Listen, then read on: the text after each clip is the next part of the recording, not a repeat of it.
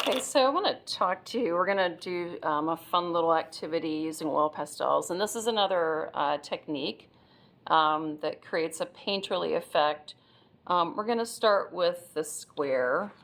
What I have done, just so that you guys can see the lines, is I have it over top of some newsprint. I took a pencil. I basically kind of went off the paper, on the paper, off the paper, on the paper. Okay, kind of to create these spaces on my paper. Okay, I don't want you to do yours in Sharpie. Just in pencil is fine. Okay. After that, we're going to tape up the edges because we're going to create like a really pretty design. So I'm using blue tape. Make sure that you're also sticking it on your stuff so it doesn't rip your paper. So we're going to kind of tape up the corners to make it pretty. In the end, I'm doing this really quick.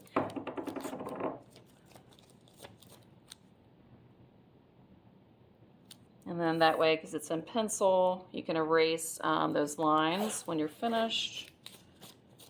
But basically our oil pastels would kind of go right up to the edge and create a nice line.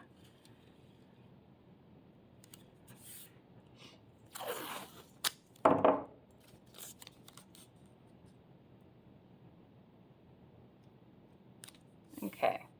The next thing we're going to do is we're going to pick out 3 sets of 3 oil pastels. Okay, so it's 3 sets of 3. I'm going to flip this over on the back because I was doing some testing with this. All right, so I have my 3 sets of 3. The important part of this is you want to try to find a set of 3 that has a light value, a medium value, and a dark. So this is one set. I was kind of looking at it over here, and I concluded that was light, medium, dark. This is the next set, and then this is the next set. The other thing you want to think about is how do they blend together, okay? So you don't want to be using like red and green because that's going to create orange. Any complementary colors will not blend together very nicely, so don't choose complementary colors. All right. Once you do that, you're going to put those off on the side. All right. So this is the objective. We're going to paint using oil pastels within these spaces. Okay, and you're going to discover that you don't want to have your spaces too small because oil pastels are hard to kind of accommodate small spaces. And we're going to be switching up our colors as we switch spaces. The objective is we want to have a painterly technique. Okay, so I'm going to just start with this set. With oil pastels, you want to start with your light value first. So my light value was, okay, that purpley color. We want to start with our light value first. And we can do a couple things, okay? What we don't want to do is this, okay? We don't want to do that. We don't want to start off hard with hard pressure because then we cannot layer our oil pastels on top of that. It's a lot harder to layer. So we're always going to start off with light pressure and then build up the pressure. The other thing we're going to do is work our light to dark values. So starting with light, then working to dark.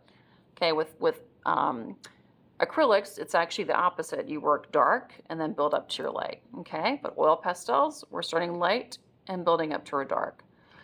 So we can do our techniques a couple of ways. I can do this kind of this scumbling thing. So I'm going to start right here where I'm just doing kind of like this. So just kind of this scribble, scribble, scribble, scribble. Again, we're just building up our canvas. I'm going to call it a canvas, even though I know it's paper. Then we go to the next value. Again, this kind of scribbling thing through here. So the scribbling, which we're going to learn about in every medium and technique. And it creates texture. That's the whole objective. And then our next color. And I'm just going to kind of fill in the areas there. Now, as you notice, what I'm not doing is blending these so that it becomes one color, right? You can still see all of the colors within that, which then creates a richness. It creates a painterly effect. And I can go in and now make decisions in terms of like, where do I want to apply more textures? Maybe I want to do some stippling over here to kind of create maybe a little darker value. Okay, but I'm just going to kind of keep going in there and building it up. Again, you can use scrumbling, you can use the stippling, but we kind of want to fill it in. Now I'm working on watercolor paper, so it does have a texture to it, which makes it a little bit harder in terms of filling in that white area. When we do our landscape, we are going to actually do a background first before we do our oil pastels. So we'll paint it in tempera, which creates a nice little chalky surface, and then begin our landscape painting. All right, so I'm just kind of just sort of starting this, you know, kind of just plotting out my colors. I'm going to switch over to this one, and again, we're working light to dark. Now this one, I'm just going to again do kind of the scum rolling thing, because it covers a lot of area. And what I'm also going to try to do is change up my values. Like maybe this is dark and this is going to be light. So these edges, when they touch, there's going to be contrast. So sort of practice that too. Practice your edges, which is why I didn't want you to use the Sharpie, because you'll just have a pencil mark and you won't see it. So again, I'm just kind of just covering some area here. Now, if I was doing mountains, for example, maybe I would do, my contours would be a little different, right? Maybe I'd do more dash lines that kind of reflect the contours of the mountains, right? But you notice again, I'm not doing hard pressure, I'm using light pressure. Also, make sure if you have, you know, different colors on your pastels, you can just get a paper towel, wipe it off. Okay, I'm going to go to the next value, and I'm going to again kind of change up my lines. Instead of doing the circles or the scumbling, I'm just going to create some lines such as this to create a contour. It's going to look maybe like a field. Again, this is kind of creating texture. We can see all the other colors. It's creating depth. And it has more of a painterly effect. All right, I'm not going to finish that completely because I kind of want to move on. But I'm going to go up right up to the edge. And then maybe I want to do scumbling over top of that. Okay, it's up to you. It depends upon the texture you're wanting to achieve. When we get into our landscape painting, you're going to have grasses and trees, and you're going to be creating these textures that represent whatever those objects are. Okay, and so what I'm suggesting to you is that every space that you're working, we're going to say painting, make sure you always have 3 different colors, or 3 or more. Okay, I can even add another blue onto this one, another darker blue, and maybe that's what I'm going to end up doing, is to darken different areas into this. Okay, so 3 more colors in every space. So think about how that translates to a landscape. Again, when you have like the foreground, the middle ground, the background, right? When every time you change spaces, you're going to change up textures. You should always have 3 or more colors. This applies to acrylics, get into color pencils, even watercolors. Okay, and then that creates depth and richness and texture, and it just has a painterly effect.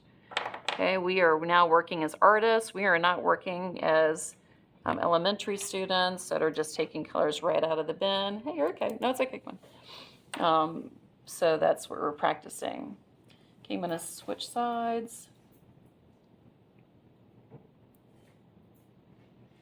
And this is like really light,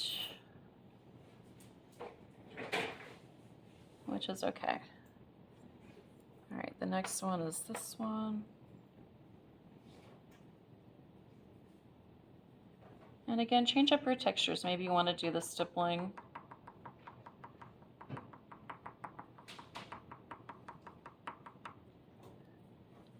I'm going to go over to this blue. So that just takes a little time, but again, it creates a really nice texture depending upon what it is you're expressing, what you're painting.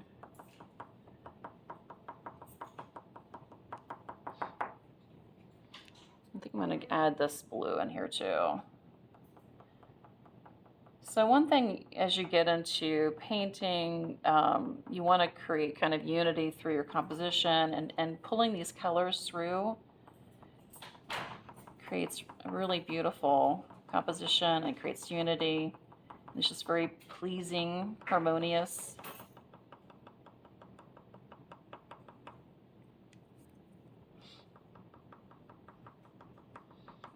Okay.